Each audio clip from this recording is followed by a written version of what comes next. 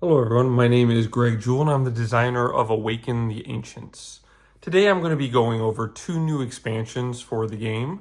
I'm assuming that if you're watching this video, you have watched or played the base game of Awaken the Ancients. If you haven't, I would suggest doing that first because both of these expansions require the base game and an understanding of those rules. So with that said, let's get right into it. So there's two expansions I'm going to talk about. Both of them are 2-card expansions. The first one we'll go over is an expansion called Starstones, and the second one we'll go over is called the Dream Eater. So looking at the Starstones, those cards, both cards have the same front and back side. The front side shows the Starstone, and then the back side shows the back side of this contraption that holds the Starstone. And you'll notice that there's a little indicator here too. It's pretty obvious with the graphics. There's also an indicator where this is the front and this is the back. There's also these flip indicators. It's probably tough to see in the video, but there's a little hand holding the seeds. That means picking up the seeds, you're going to flip this card over, which we'll go over in the gameplay portion of the game. All right, so Starstones, the premise of this expansion is that before now, how these always worked. Before, in the base game, you never gave it a thought, but there's these Starstones that basically collect and channel the celestial energy that help energize the wild seeds within the grove.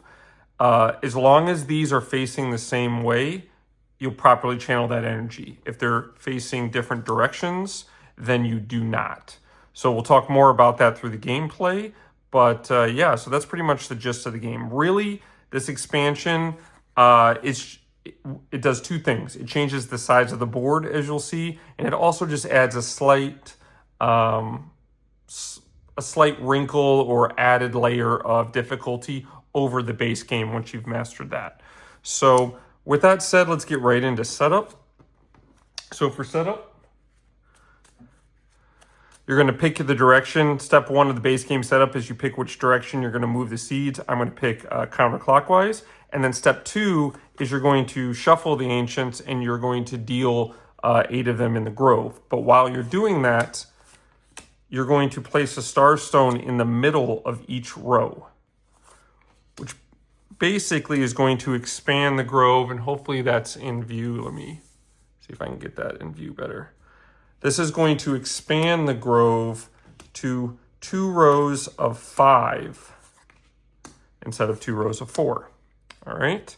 And then we would continue base game setup just as we normally would. So let's keep doing that. Base game setup says that you put 2 seeds on each ancient, so you won't be putting them on the Starstones.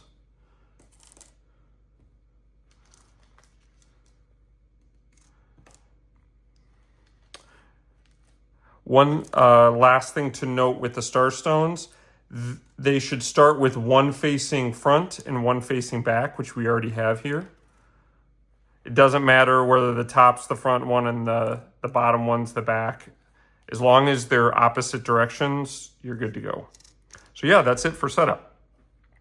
All right, so now let's talk about actual gameplay.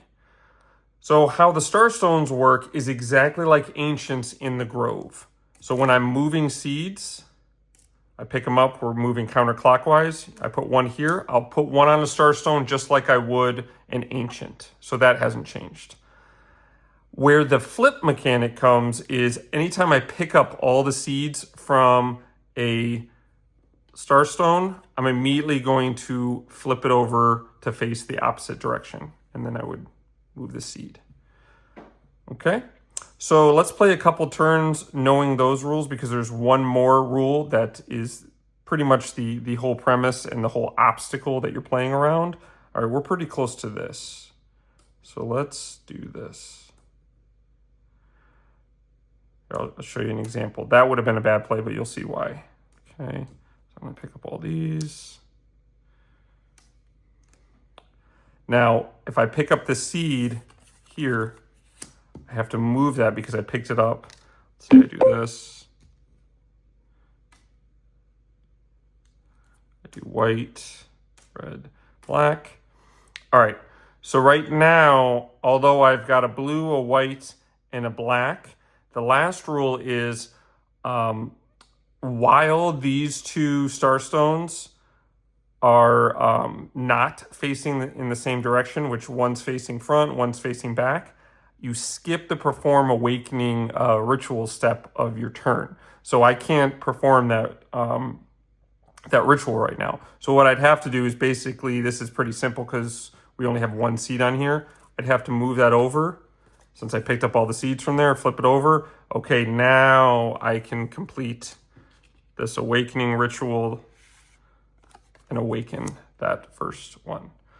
So really, yeah, that's it. You've got to consider that these have to face the same direction when you're performing awakening rituals, which may slightly change the order and how you're moving the seeds around, and it slightly changes the board size since it goes from 2 rows of 4 to 2 rows of 5.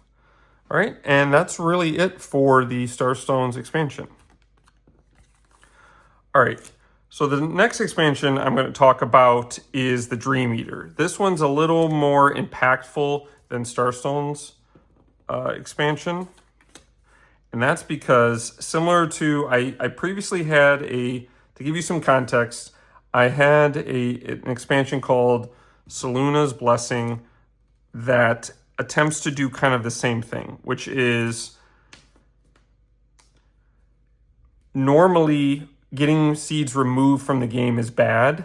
Here, it's important. Let me pull these down a little bit more. Here in this expansion, it's important and actually critical and required for you to get rid of some of those seeds.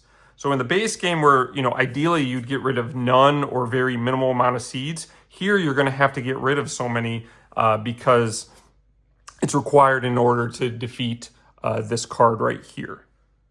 All right, so let's get right into it. So the premise of this expansion, it has 2 cards, is that the Dream Eater here, as soon as your awakening rituals begin, the Dream Eater takes an opportunity to attack the dream world while you're trying to awaken these back into the waking world. So, however, there is some advantage there. While attacking the dream world as you're trying to wake these ancients up, anytime you destroy a seed in the waking world, which is usually bad for us, it actually transfers its remaining essence and energy back into the dream world, which empowers those remaining slumbering ancients to strike against the Dream Eater. And ultimately, your goal is to defeat the Dream Eater, get it all the way down to 0 health, to defeat it, so then when the last ancients awaken, they know that the dream world is safe until they return again to their slumber. All right, so with that premise in mind, we'll look at the card. So the 2 cards, there's the Dream Eater card. One side is for normal difficulty, and then the other side actually has 4 extra health here, so we'll actually showcase that. And then this is the health tracker, and then once you've reduced the Dream Eater's health to 0, you'll flip this over and you'll put it on top, so then you'll know that you defeated it. All right, so for gameplay, let me actually grab a token. You're gonna set up the base game just like I've got here. You're gonna put these 2 anywhere you want. I like it above the grove. You're gonna put them next to each other. And then if you're on normal difficulty, if we were on this, I would set the starting value of its health to 20. We're gonna play hard mode. Obviously, you're gonna start on the 24, okay? All right, so now let's get into gameplay. So for gameplay, anytime you would normally, let's act like we're farther along in the game. Come on, there we go. Make sure none of these are getting eaten yet. Put that one over here. All right.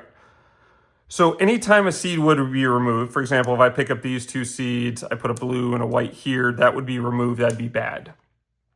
Well, in this expansion, anytime a seed would be removed from the game, instead you're going to look at the current condition of the Dream Eater and take up to 3 different actions.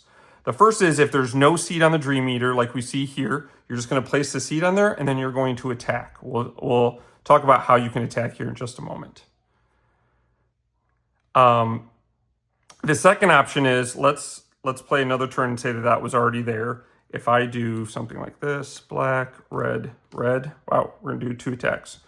So when I do this, the second condition, if there's already a seed, which there was a blue one here, if there's already a seed, you just remove that one from the game now, and now you put the new seed on there and you would attack. Well, again, we'll talk about attacks. The third condition is, if we're going, in counterclockwise order, this seed also gets removed. If the seeds are the same color, you actually just remove it from the game and you don't attack. That's called Wild Ward, where it kind of blocks against the same seed. So you can't do back-to-back same seed colors or types and do an attack. All right, so let's go back to that scenario, though. So how do you attack? So let's say that we rewind back to this. When I put this seed here, I remove that one, I'm going to count the number of slumbering ancients, and I'm going to reduce the Dream Eater's health by that amount. So 24, we've got 1, 2, 3, 4, 5, 6. We're going to lower it to 18. 24 minus 6 is 18. Okay, now if we do this again, oh, they're the same color. I just remove that. I do not do an attack that time. So you see here, the earlier you remove seeds, the more damage you're going to do, because I need to do 24 damage. And I just wasted one of them. I got a seed destroyed and removed, and I didn't do any damage. You're going to have to do that because at the end of the game, if the Dream Eater has not been defeated, which would look like this, then you lose the game after you awaken your last ancient. Even if you awaken all 8 in this expansion, if it's not also defeated, you lose. But if it is defeated and you awaken them all, you win. So where it's advantageous, you have to be very careful. It's advantageous to do as much damage early and remove some early seeds. That's going to make the rest of the game harder. So you've got to balance how quickly you do damage and how early you remove seeds from the game to do a lot of damage to the Dream Eater, with keeping enough seeds to complete and awaken all the ancients. So yeah, those are the 2 expansions. I'm really excited for you to try it out and get your feedback. All right, I'll talk to you next time. Thanks.